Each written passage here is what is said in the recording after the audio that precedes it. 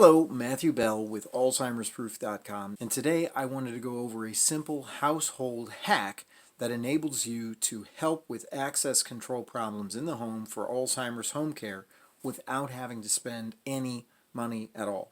I spent 4 years caring for my dad in his own home, and over the course of those 4 years, I had to institute a number of different modifications and changes in the home environment in order to facilitate his care. Some of those were for his safety, some of those were for security, some of those were just for peace of mind. But in the process of doing that, I also discovered certain ways of saving a little bit of money and still getting the job done when it was necessary. And one of those is what I'm going to show you right now. Apologize for the awkward angle here, but what I am doing is I'm sitting outside of the bathroom door, the main level bathroom door, and one of the things that I discovered immediately was that in some cases, a person who is cognitively impaired could need assistance at the drop of a hat. There could be emergency, there could be something could be shattering inside. There may be a number of reasons, just like with a small child, there may be a number of reasons why a caregiver might need to have access to a particular room. So in this case, it's the bathroom, and you'll notice that the bathroom door has a lock on it. There's a lock on this door, so a person inside can have privacy. So the person inside can just turn the little thumb turn and lock the door. Now this door is operable from the outside. You just simply need a screwdriver, and the screwdriver will go inside of there. There's a little, you can call it a key, but it's a little flat piece with a little end on it that resembles a flat-bladed screwdriver. And essentially what you would do is you would just insert that into the lock, give it a turn, and the door will open. Now I will show you that technique here in a moment, but the thing that I found was of use was to just remove the door handle and replace it for one that was not locking. So the strategy that I used in this scenario was not just to rely on having a flat-bladed screwdriver lying around, which you could do, but it was to remove the lock from the door. Now, here is where the hack part of it comes in, because this door is similar in regard to the hardware, the mechanics of the door handle of other doors on this level. And for most homes, all of the door handles, the doorknobs, and that kind of thing were probably added at roughly the same time. Now, this is a common kind of door lock to have on a bathroom door. But right across, and I'll show it to you just in a moment, when I reposition the camera, right across from the bathroom is a closet. And the closet has no lock on the door whatsoever, as you would expect for a closet. Now, here I am in front of the closet door. So the closet door, as you can see, has no lock on it whatsoever. There's no, even not the simple lock that we just saw in the bathroom door. So it's very easy to simply just open the door, and obviously like you would expect for a closet, easy access. So here's the hack, is I can simply remove the door handle from the closet and swap it for the door handle on the bathroom door. One of the reasons this was so attractive to me was then I was not only able to guard against my dad accidentally or purposely locking himself in the bathroom and me being unable to get to him, but I was also able to use the closet as an area to secure things like maybe chemicals, sharp objects, things that I didn't want my dad to have. Now, bear in mind, in the swap that I am about to perform, the doorknob that will end up on this door will still be able to be opened with a flat-bladed screwdriver. However, you've got to realize also a cognitively impaired individual is going to have reduced motor skills, reduced perceptual ability, reduced reasoning ability, and that kind of thing. My dad was a handyman, essentially, for the majority of his adult life. He worked with tools all the time. And yet, when I actually performed this swap, he never messed with the contents of the closet. And part of the reason for that is just, again, the diminishment of the cognitive capacity. So I would say you're probably safe in that regard. But again, I encourage what I have referred to elsewhere as a redundancy strategy in terms of securing things for a person who's cognitively impaired. I would not put a deadly chemical in here and then a lock that can be opened with a screwdriver and call it a day. I would institute layers of security, and if the chemical, I joke, but if the chemical were that bad, if the it was that serious of a level of injury, including death, that was posed by it, probably not a good idea to keep it in a closet on the main level of the house. So you have to sort of gauge the amount of risk, but the real benefit, even apart from being able to use the lock to secure another room, is to simply gain access to the bathroom or to whatever room it is. You might find that there's a lock on a master bedroom, and you might also find it necessary to remove that or swap it with another doorknob in the house. But again, the key to the low cost or no cost element to this hack is the fact that this door hardware and the door hardware on the bathroom door are going to be interchangeable in terms of many of the pieces. So it's going to be a very simple procedure to swap these two doorknobs, as I think you'll see in just a moment. Now for this installation, all I'm going to use essentially is going to be a screwdriver. So all you need is a screwdriver. Now I also have a drill, and just to speed things up, I may use the drill. All I need for that is just a bit holder and a number 2 Phillips bit that would just fit into the drill, and we would be good to go. But what I'll do is I'll show you how to install this using at least the screwdriver for a portion of the installation. So what I'm going to show you is that essentially for most of these applications, this is the only thing that you need, literally a Phillips screwdriver. You're going to have to make assure that the screw in your application is a Phillips. Obviously, if it has a flathead, and I'll put a picture up on the screen here to differentiate between a Phillips head and a flathead, but between those two screws, I would bet for most applications in the last couple of decades that you're going to be dealing with a Phillips screw, and therefore all you're going to need literally to do this installation is a Phillips screwdriver. If you have access to a drill, it can speed things up, but it is not necessary by any means. So if you can see, this is the other side of the bathroom door, and here is where the little thumb turn is for the lock. Now it's locked. Here's the unlock, so now the thing operates. And hopefully you can see there is a screw hole here and a screw, and then there's one on the other side, which I'm not sure that you can see, but there is one on the other side, and then there's one right here. So there's essentially 2 screws holding this door handle in place. So literally, to remove this doorknob, all you have to do is gain access to the screw, and I'm going to just hold the handle down, and then I'm just going to unscrew the first screw. I see why I might want to use the drill for part of this, so now that I have it partly started, I'm just going to pull it out the rest of the way with my finger. There it is. Now here it is from a different angle. I'm just going to reach around. This is the second screw. I'm just going to reach around, and I'm holding the 2 pieces of the door together. And the reason for that is, as you loosen this second screw, you're going to find that these pieces separate, and so sometimes it can make it a little bit difficult to remove the second screw. Again, I'm just using the screwdriver, and here's the second screw. Now be careful, because the door hardware is now loose, but now essentially what I'm going to do is I'm going to hold it in position, and then I'm just going to pull. So this one just comes completely off. I'm going to set it off to the side, and then this comes off as well. So I've got both sides of the door hardware off. And you can see essentially they fit together like this, and then the door fits in between. So I'm just going to set this off to the side. Now, if you can see though, you can see here the little thing that presses into the door jamb, and this door has seen better days, I can tell you that. But you can see in the center here is the middle piece of hardware, and I'll tell you a little secret. Now, part of the door, you're looking dead on onto the strike plate right now, and you can see that the strike plate can be removed with 2 screws. Now, you can remove the strike plate because there is a strike plate for this particular piece of hardware, and then there's going to be one on the other door. But in many applications, you don't need to remove the strike plate because the strike plate is exactly the same on this door as it is on the other door. The fact that this doorknob locks and the other one doesn't makes no difference in terms of the construction of the strike plate or in terms of the operation of the hardware that you see here in the center. So in fact, I'm going to leave this. The only thing that I need now is to take the other door handle off. So let's do that now. So hopefully once again you can see this is now the door for the hall.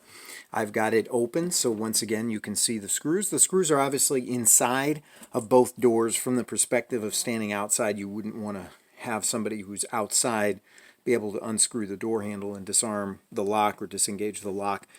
This one doesn't lock, but the bathroom one obviously does. So once again, I can just expose the screws. And for this application, I'll show you how the drill can be used. So I'm just going to use the drill. And you can see here, I'm just going to pull it out the rest of the way by hand. And you can see here the first screw. And then if you can see that, that's the second one over here. Now, one thing that you will notice is, again, the door hardware started to come apart, which is common when you start to take the second screw off, as I just said. So I'm going to back it the rest of the way out, holding the two pieces of the door together. And once again, one piece comes off, and the other piece on the other side comes off. And I'm just going to place them together to keep them together for a moment. Now, once again, here's the hardware in the center, and the strike plate is right over here. It's exactly the same thing. Now, this strike plate does seem to function, has a little more spring in it than the one in the other one, so I might end up swapping it anyway, but the fact of the matter is you do not need to for the application to work. So all I'm going to do now is bring the second piece of hardware. Now, I just wanted to briefly show you, I know this is super awkward here, but I wanted to briefly show you that basically, just as I said, these are exactly the same. So you have two pieces of door hardware. One locks, the other doesn't, but they look the same. They're the same size, and in every other way, they're interchangeable, and that's the reason that this works. So to complete this application, I'm simply going to bring the lock mechanism, the one that has the lock, I'm going to simply bring that and put it over here. Now, in order for this to work, it's going to be super awkward because what we're going to want is for the whole part of it to be on the outside, because I didn't want my dad to be able to operate the lock. So you see what I have to do is I take this piece of hardware, and essentially what I'm going to do is just put it through. There's going to be one place in the center, and kind of maybe have to wiggle it, and then I'm going to line up the screw holes with the holes on the cylinder, and then this part of it is simply going to match it on the inside. I am not going to press them all the way together. I'm going to leave this one just a little bit out, and I'm going to show you why. I'm going to leave that one just a little bit out, and the reason is because I can see, I don't know if you can see it, try and get a little light in here for you, right? I don't know if you can see that, but if you can, what I'm looking for is the screw holes, and you can kind of see where the screws are, and once I see that, with the two pieces separated, I'm able to line up the screws, and that's my objective here, is to basically just attach the hardware. So what I'm going to do is line them up, and I'm going to keep them separated so that I can see how the screws match the screw holes. Put in the first screw, and then the second screw before I even start to tighten anything down. So I'm just going to make sure that they're lined up.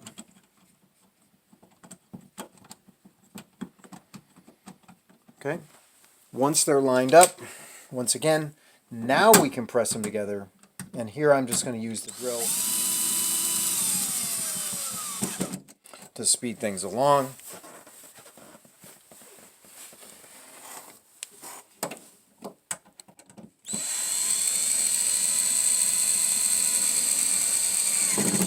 Okay, and now this is attached and it's operable. You can see that it is, the motion of the handle is pulling that back. And if I lock this, you can see that now you cannot enter, you cannot open the door. So if I were to lock this and store something that is potentially dangerous in the closet, I can push the door shut, and then I'd have to unlock it with the screwdriver. And I'll show you that in just a moment. Okay, back in the bathroom, all I now have is the other door hardware, the door hardware that has no lock on it at all. If I can position this correctly, you can see this is just a door handle set with no locking hardware on it at all. So again, to select the side, I'm going to first of all place the portion of the door handle that I want to be able to open the door. The one that has no screw holes visible is going to go on the outside. And once again, I use the same procedure. I'm going to simply line up the door handle, and on the inside I am going to simply match the two ends, but before I screw anything down, I'm going to line up the screw holes, same way as I did before. Okay, I've got the first screw started, and the second screw started. Again, I'm just holding these things apart so that I can see what I'm doing. Okay, now that the two pieces are together, I press the two hardware sections together, and I'm just going to use the drill to tighten the screws down.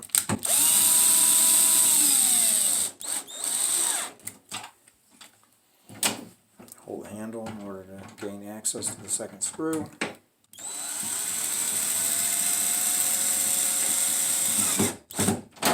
Okay, now you can see operation of the door, and there's absolutely no lock on this door whatsoever. Once again, the point of this hack was to swap the door hardware on the door going to the bathroom with some other door hardware. And the point of it was that now, with there being no lock on the door into the bathroom, there's no encumbrance. A caretaker has access to that space. If the person who is cognitively impaired is inside and needs immediate assistance, if there's an emergency, whatever might happen, you can gain immediate access into that space without having to worry about a key, without having to worry about a screwdriver. So the lock that was on there previously, again, is not a high security lock. It's a very common piece of hardware on a bathroom door. It opens just with a screwdriver. But even that simple step, that can add on, and when there's an emergency situation, there can be precious seconds that should not be wasted to try and fumble for a screwdriver if your loved one is in immediate danger. Maybe they've fallen, there could be broken glass, there can be a person could have a heart attack or some other medical emergency that might require immediate assistance. You don't want there to be anything preventing you from getting access to that person. And so this, again, enables you to accomplish that. And at the same time, it now places a lock on something like the closet door. So the closet then can become a space where you might be able to secure objects that you want to restrict access to. They could be cleansers, they could be some other thing that the cognitively impaired loved one may hurt themselves using. So this, again, costs absolutely nothing except the time it takes to do it. Most of the time in your living space, you're going to find that all of the door hardware is similar enough to be able to accomplish this. Generally speaking, you don't even need to remove the strike plate and the additional hardware. You can. It would just be 2 additional screws, and then you would just transfer it exactly as it appears on one door to the other door. But what I'm going to do is I'm just going to show you with the screwdriver how you would open that second lock with a screwdriver.